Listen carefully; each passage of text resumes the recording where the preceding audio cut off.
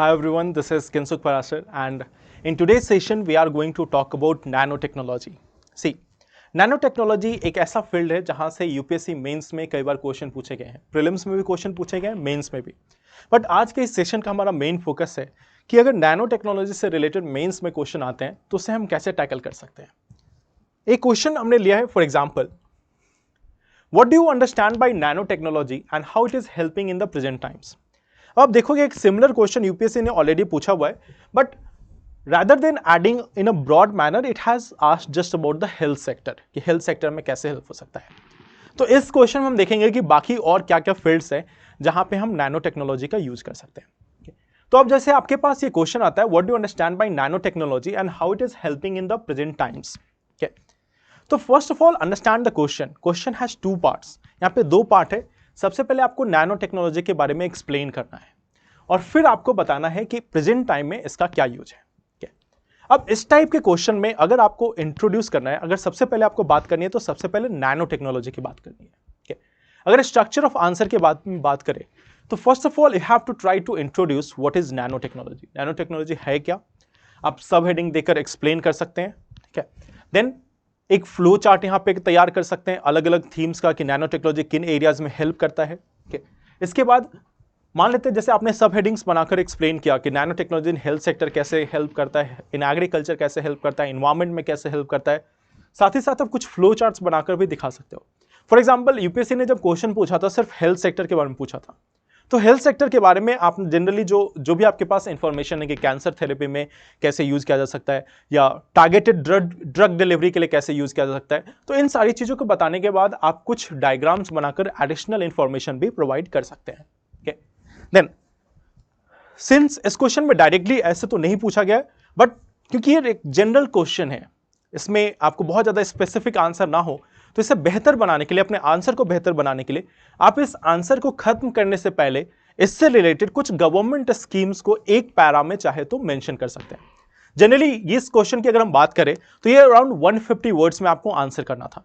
तो 150 वर्ड्स में अगर हम बात करते हैं, सबसे पहले आंसर लिखने की बात करें तो 150 वर्ड्स में आपको एक चीज ध्यान रखना होगा कि अराउंड 30% जो आपकी वर्ड लिमिट है, रफली 30%, that will be used for introduction and conclusion. तो इंट्रोडक्शन और कंक्लूजन में आपको 30% और मेन बॉडी में आपको 70% यूज करना है। तो यू हैव अराउंड, अगर if we are talking about 150 words, तो you have around 40 to 50 words for writing introduction plus conclusion. Okay, this is for introduction plus conclusion and the remaining 100 word is for your main body of the answer. So this is one thing which you have to keep in mind. Okay. अब हम start करते हैं कि nano technology है क्या। Nano technology की अगर हम बात करें तो इस कॉन्सेप्ट को सबसे पहले इंट्रोड्यूस किया गया था रिचर्ड फेनमैन के द्वारा इन 1959। And basically in nano technology हम किसी भी मैटर को, किसी भी सब्सटेंस को नैनो स्केल पे समझने की कोशिश करते हैं। Whenever we are trying to see the things at nano level, at the levels of atoms, at the level of molecules, तो उनकी प्रॉपर्टी कई गुना इन्हांस हो जाती है जो हमें नॉर्मल मैटर में देखने को नहीं मिलेगी या नॉर्मल सब्सटेंस में देखने को नहीं मिलेगी। For example, graphite has limited use in our surrounding, but graphite का एक एटम के बराबर थिकनेस वाला एक लेयर है जिसे हम ग्राफीन बोलते हैं। From the graphite, we can obtain graphene. Graphene is simply a single atom thick layer of graphite. Okay. तो इस ग्राफीन का यूज मल्टीपल चीजों में किया जा सकता है, चाहे वो हेल्थ सेक्टर हो, चाहे इन्वायरमेंट सेक्टर हो, स्पेस टेक्नोलॉजी हो, एयरक्राफ्ट हो, इन सभी जगहों पे ग्राफीन का यूज किया जाता है। It is one of the best conductor of electricity, it is one of the best conductor of heat, it is very much light weight, it is very much strong. तो ये सारी properties graphene में हमें देखने को मिलती है जो हम ग्रेफाइट से ऑब्टेन नहीं कर सकते। इवन जो ग्रेफाइट में हमें प्रॉपर्टी ना देखने को मिलेगी वो हम ग्राफीन में ऑब्जर्व कर सकते हैं। तो that is what we have to understand here. अभी आपने लास्ट ईयर देखा होगा, there is also one thing called liquid nano urea. So what we have done, we have changed और we have simply divided the urea molecules at nano levels. We have fragmented it into nano pieces and then इसके जो surface, इसकी जो absorption capacity है, इसकी जो efficiency है, it has enhanced by 3-4 times. So several times enhancement देखी गई है इसकी एफिशिएंसी में। Normal urea has efficiency of 20 to 25%. Liquid nano urea has efficiency of around 85 to 90%. Okay. तो इतना efficiency भी enhance हो सकता है.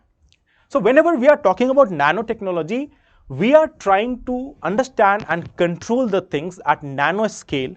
And जब भी हम nano scale पे बात करेंगे, at nano scale, it has got some properties which can be used for novel applications, new applications. Okay. Now, तो इस तरीके से आप नैनो टेक्नोलॉजी को डिफाइन कर सकते हैं. I have highlighted certain keywords here, जैसे it refers to the manipulation and control of matter at the nano scale which is of individual atoms and molecules. Okay. It involves the understanding, design and application of materials and devices with structures and functions that emerge at incredibly small scale. Okay. तो main एक word है structure and function that emerge at incredibly small levels. Okay. तो जैसे हम इसे बहुत ही small level पे nano scale पे लेके जाते हैं, it has got new properties, it has got new applications. तो जब भी आप नैनो टेक्नोलॉजी को डिफाइन करें, you have to mention this part that it is providing us a novel application. It is providing us something new rather than or in comparison to the original substance. Okay. तो ये चीज आपको जरूर emphasize करनी है in case of nanotechnology. Okay. Then, if we talk about the main body, in the main body, you can again like जैसे मैंने आपको बताया था कि you can give subheadings और उसके अकॉर्डिंग आप एक्सप्लेन कर सकते हैं. For example this was a general question. तो जनरल क्वेश्चन में आप चाहेंगे कि जितने मल्टीपल टाइप्स के हम डायमेंशंस को टच कर सके उतना बेहतर हो. फॉर एग्जाम्पल आप इलेक्ट्रॉनिक्स में लिख सकते हो कि nano scale transistors, memory devices, sensors, these can be made which are more smaller, faster and efficient. In medicine, targeted drug delivery, nanoscale imaging tools, nanorobots, these can be used. Similarly, if we talk about energy, energy में क्या हो सकता है? High performance batteries, जो अभी के time में major requirement है, specially with reference to the electric vehicles. Then अब देखो, अब इसी चीज को आपको यहां पे यूज करना है कि suppose you are writing high performance batteries, then वहीं पे आप ब्रैकेट में मेंशन कर सकते हो which can be beneficial for electric vehicles. तो this is how you have to connect your answer. Then you can mention about the high strength materials, enhanced properties like graphene. Okay.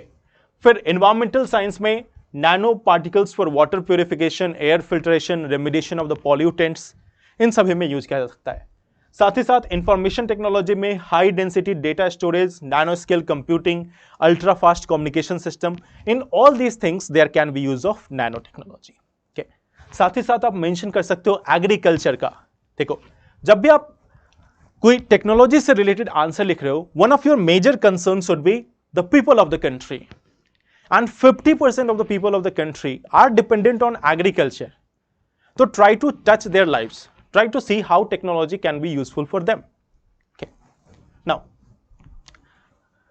इससे अगर हम आगे बढ़े, तो अगर हम हेल्थ सेक्टर की बात करें, in health sector it can be used in gene therapy, drug delivery, cancer therapy, genetic disorder removal. Okay, for example mitochondrial replacement therapy में यूज किया जा सकता है. कार्डियोवास्कुलर डिजीज को या आई से रिलेटेड ऑक्यूलर डिजीजेस को ट्रीट करने में यूज किया जा सकता है. ब्रेन एंड सीएनएस डिसऑर्डर को ट्रीट करने में यूज किया जा सकता है. So you can make flow chart like this. Okay, then in energy and environment, you can see here we can have use in clean technology, enhanced pollution prevention method. साथ ही साथ energy conversion and storage like high powered batteries, high performance batteries. Okay, similarly eco friendly and efficient energy resources में use किया जा सकता है. Then sensing and detection of pollutants or gases. Okay, इनका भी use किया जा सकता है. For example, there are various industries and they are using some poisonous gases. Okay, तो वहां पे अगर थोड़ा सा भी रिलीज हो रहा है तो अल्ट्रा सेंसिटिव सेंसर्स के रूप में यूज किया जा सकता है नैनो पार्टिकल्स का. Then again we have remediation and treatment of water. There also we can use this nano technology. Okay, remediation of soil also. Okay, so they are some of the again potential uses of nano technology. Okay, मैंने आपको 2-3 different flow charts दिखाए हैं. Okay, so what you can do while writing your answer, you can use any one of these flow charts.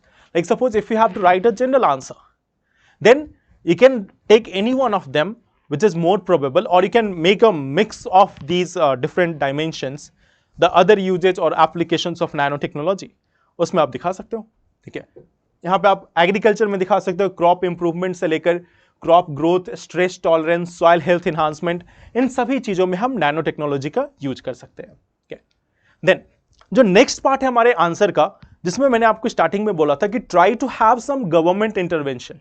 जब भी हम technology की बात करते हैं, जब भी हम न्यू चीजों की बात कर रहे हैं, तो उसको लेकर अगर गवर्नमेंट कोई पॉलिसी लेकर आई है, कुछ प्रोग्राम्स लेकर आई है, तो we have to mention it slightly. ऐसा नहीं कि आपको पूरा एक्सप्लेन करना है, like here we have explain it all, but you can just give a glimpse of it, that like आप बोल सकते हैं in government has already come up with this national nanotechnology initiative, okay, to promote research and development in nanoscience.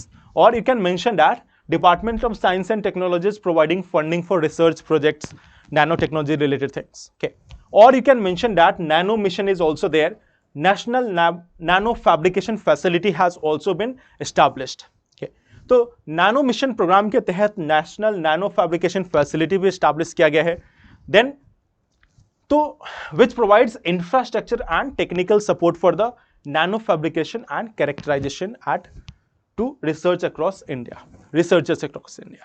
तो आप इनमें से जो भी गवर्नमेंट स्कीम्स हैं, उनमें से किसी एक स्कीम को लेकर बता सकते हो, चाहे आप national technology initiative, nano technology initiative का बताओ, या फिर नेशनल नैनो फैब्रिकेशन फैसिलिटी का बता दो। Okay. So in short, you can put any one of the government initiative in there to show that yes, you are also aware that government is also planning something about nanotechnology. Yeah. Similarly, मान लेते आपको quantum technology से लेकर question हो, या super computing से related question हो, या किसी भी और रिलेटेड टेक्नोलॉजी से रिलेटेड पोर्शन हो, तो try to have one observation that what government is trying to do in this sector. Okay, so that is another point. Then, if we talk about the conclusion of these things, see. Whenever you are getting questions about some new technology, try to be more optimistic here. Even if it is AI, even if it is artificial intelligence or blockchain technology, try to look a bit optimistic in your answer, especially in the conclusion. Okay. So suppose if nanotechnology is here, it holds immense potential to revolutionize various sectors ranging from medicine, electronics to energy and environment. Okay. आप इसमें mention कर सकते हो कि with continued government support, research advancement and collaborative efforts, India is well position to harness the transformative power of nano technology. जिस तरीके से question की डिमांड होगी, उस तरीके से आप मॉडिफाई करके कंक्लूजन यूज कर सकते हो। मेन पॉइंट यह है कि आपको ऑप्टिमिस्टिक रहना है, आपको दिखाना कि हम आगे इस टेक्नोलॉजी का यूज कैसे कर सकते हैं, किन चीजों की हमें जरूरत पड़ेगी। If suppose there are certain challenges, you can also say that by tackling these challenges or by overcoming these challenges, nanotechnology can be of immense help to different sectors of the country, from agriculture to space technology. तो जैसे for example this line, the future looks promising as nanotechnology opens up new frontiers of innovation, enabling groundbreaking solutions to global challenges and paving the way for a brighter and more sustainable future. So you can even link the sustainable development goals with your conclusion. So this is one such topic, this is one such nanotechnology related topic जहां पे UPSC ने काफी questions पूछे हैं, okay, in different segments. So try to prepare about this. Thank you very much. All the best.